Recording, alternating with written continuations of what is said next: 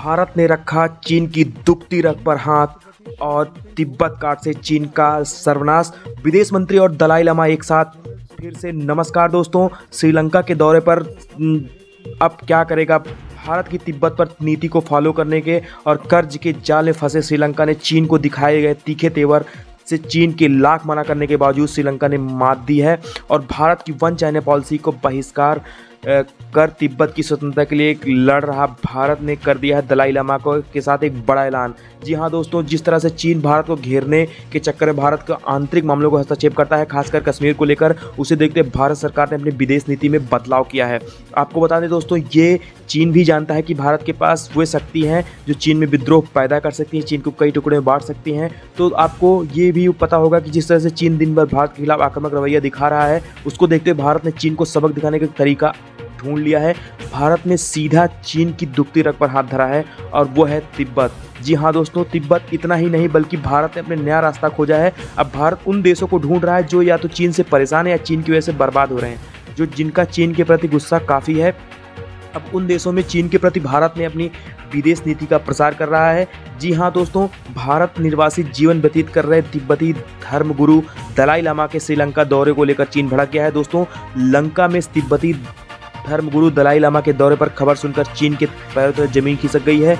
दोस्तों, चीन में दिवालिया हो चुके लोग श्रीलंका पर नसीहत देने लगे हैं कि चीन के साथ साथ अपने द्विपक्षीय संबंधों का ध्यान रखना चाहिए। चीन दूतावास में एक शीर्ष अधिकारी ने श्रीलंका के कैंडी शहर में कुछ बौद्ध अधिकारियों से मुलाकात की और दलाई लामा के दौरे को विरोध किया। हालांकि अभी तक दलाई लामा के श्रीलंका दौरे की तारीख निर्धारित नहीं की गई है। कहा जा रहा है कि जल्द ही दलाई लामा श्रीलंका के दौरे पर जा सकते हैं। तो दोस्तों, दूतावास की ओर से जारी बयान के मुताबिक दूतावास के प्रभारी वेई निका तिब्बत क्षेत्र सहित चीन की सरकार और चीन के लोग दलाई लामा की आवभगत करने के लिए किसी भी देश का विरोध करते हैं, क्योंकि दलाई लामा कोई साधारण संत नहीं बल्कि स्वयं घोषित संत हैं।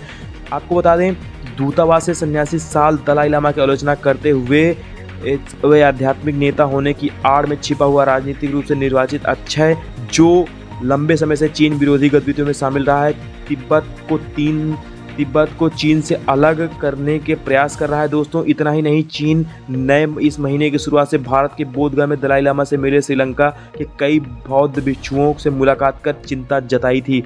जी हाँ दोस्तों, इसी दौरान आध्यात्मिक नेताओं ने दलाई लामा को श्रीलंका आने का न्योता दिया था। इतना ही नहीं, हाल ही में भारत की विदेश नीति में कई बड़े बदलाव देखे गए हैं, जिससे यह साफ तो हो गया है कि भारत वन चाइना पॉलिसी को नहीं बल्कि वन चाइना पॉलिसी को तो मानता ही नहीं बल्कि अब तिब्बत की स्वतंत्रता को लेकर लड़ रहा है। दोस्तों, पिछले साल भारत के प्रधानमंत्री नरेंद्र मोदी जब जुलाई माह में तिब्बत के बौद्ध गुरु दलाई लामा का जन्मदिवस मनाने आए तो उन्होंने ट्वीट कर बधाई दी, और जो कि देखने में मामूली चीज़ लगती है, लेकिन जियोपॉलिटिक्स बहुत बड़ी बात है। एक देश का प्रधानमंत्री आपको जन्मदिवस की बधाई दे रहा है जो दुश्मन देश को टारगेट कर रहा है। तो दोस्तों, इतना ही नहीं, पिछले साल नवंबर महीने में गांधी मंडेला फाउंडेशन की ओर से दलाई लामा को पहले शांति पुरस्कार से भी नवाजा गया था। हिमाचल के राज्यपाल हैं राजेंद्र विश्वनाथ आर, लेकिन मैकडोनाल्डगंज में आयोजित समारोह के दौरान पुरस्कार या दलाई लामा को भेंट किया गया। दलाई लामा इस पुरस्कार के लिए फाउंडेशन आभार जताया और शुभकामनाएं भी व्यक्त की। और आपको बता दें, उन्होंने विश्व में दया, एकता, अहिंसा पर भी जोर दिया। दोस्तों, 500 से ज़्यादा नामांकन आए थे इस पुरस्कार के लिए, लेकिन उनमें से दलाई लामा जी को चुना गया। दोस्तों, दलाई लामा इन महीने शुरुआत बोधगया में एक परिवर्तन कार्यक्रम के दौरान बौद्ध धर्म से लेकर चीन पर हमला बोला था। दलाई लामा ने जिस स्थित भगवान की बुद्ध की ज्ञान स्थली बोधगया में चीन को घेरते हुए कहा कि चीन सरकार धर्म को जहर से रूप में देखती है, इसे नष्ट करने की कोशिश की जा रही है। दलाई लामा ने कहा, चीन की सरकार धर्म को नष्ट करने की अपनी पूरी सफल कोशिश कर रही है, लेकिन बोधगया में उन्होंने काल चक्र के दौरान अपने प्रवचन में अंतिम दिन आरोप लगाया कि चीन ने बौद्ध में धर्म से जुड़ी सभी संस्थाओं को नष्ट कर रहे हैं और देश से बाहर फेंकने के लिए सरकार की ओर से सुव्यवस्थित तरीके से अभियान चलाया जा रहा है। लेकिन हकीकत यह है कि चीन की ये लोग महसूस करने लगे हैं कि दलाई लामा चीन से आज़ादी नहीं बल्कि सार्थक ये हुआ है कि तिब्बत बौद्ध संस्कृति का संरक्षण चाहते हैं। उन्होंने कहा, चीन लोग तिब्बत बौद्ध और में रुचि दिखा रहे हैं। बहुत से चीनी विद्वान भी महसूस कर रहे हैं कि बौद्ध धर्म असल में एक ऐसा ज्ञान परंपराओं से भरा हुआ है जो बहुत ही वैज्ञानिक है।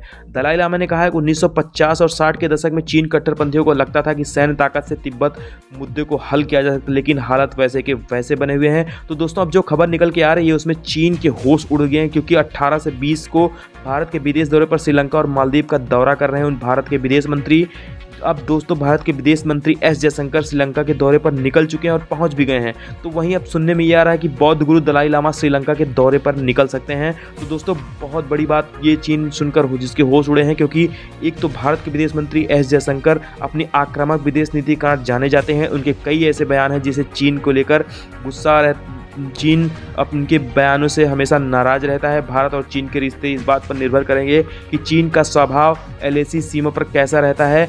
दोस्तों चीन जैसे जैसे हरकत करेगा, भारत का तिब्बत कार्ड खेलता रहेगा और भारत चीन के इशारों पर नहीं नाचेगा। जी हाँ, गाना वो तिब्बत कार्ड भारत ने निकाल लिया है, क्योंकि वन चाइना पॉलिसी को तो भारत 2000 पहले से ही नहीं मानता था, बल्कि एक बार भी कहीं भारत ने किसी मंत्री या नेता ने वन चाइना पॉलिसी का जिक्र तक नहीं किया है। जी हाँ, जो है साफ दिखता है भारत और तिब्बत ताइवान के बारे में क्या सोचता है। तो दोस्तों इतना नहीं है जो कि चीन कर हरकतें हैं। जहां चाइना मालदीव में भारत के खिलाफ जो ये हिंसक कैंपेन चला रहा है, कभी गो इंडिया गो करके, कभी योग दिवस पर अपने कट्टरपंथी चमचों को भेजकर मालदीव में हमला करने के लिए, कभी भारत के दूतावास पर हमला कर, ये सभी जानते हैं कि यही कारण है। भारत के विदेश मंत्री एस जयशंकर श्रीलंका के साथ साथ अब मालदीव का दौरा भी करने वाले हैं। दोस्तों अब साफ हो गया है कि चीन ने बता दिया है कि 1950 के दशक में जो कम्युनिस्ट चीन पर तिब्बत पर कब्जा करना चाहते थे, लगभग 60,000 से अधिक तिब्बती बौद्ध आ गए थे, बौद्ध भारत आ गए थे। दलाई लामा उनके साथ भारत ने शरण दी थी और आदित्य की एक्साइल सरकार हिमाचल प्रदेश के धर्मशाला में चलती है इनकी। दोस्तों अब भारत में यह नहीं चाहता या तिब्बत की सरकार भारत में चले, बल्कि इसे दूसरे देशों का भी समर्थन मिले, खासकर जो बौद्ध धर्म मानने वाले देश हैं। अगर आपने चैनल को अभी तक सब्सक्राइब नहीं किया तो प्लीज़ चैनल को जरूर सब्सक्राइब करिए, वीडियो को लाइक ज़रूर कर दीजिए। इतना ही नहीं, इस वीडियो में आगे मिलते हैं नए वीडियो के साथ, ऐसी ही दिलचस्प खबरों के साथ। जी हाँ, नमस्कार।